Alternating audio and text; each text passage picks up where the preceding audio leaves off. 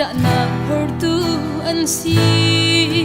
kan hoi kom tha bi man khi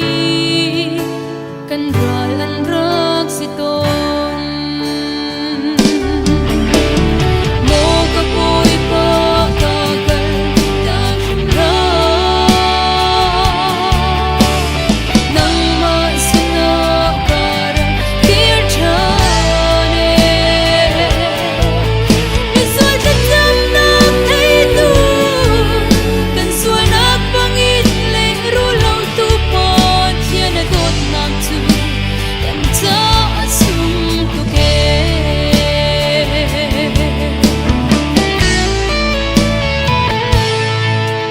lop na ka kol si man se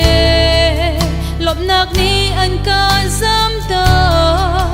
kam mu mi le ka ton mi thil po hi ka cha da na khor tu an si si su da ti lo chun lop nak ve tu dang lo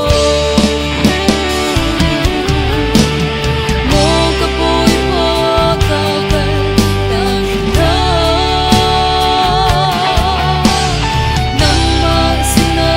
kar kir chane mi sual ta jam na thei tu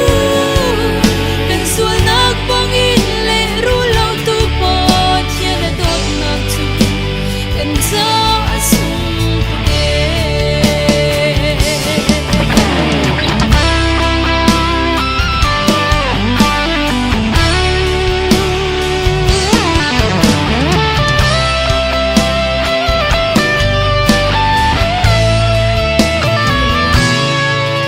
Hi le yan du ki choi i hoi bang leng khâu la mat ni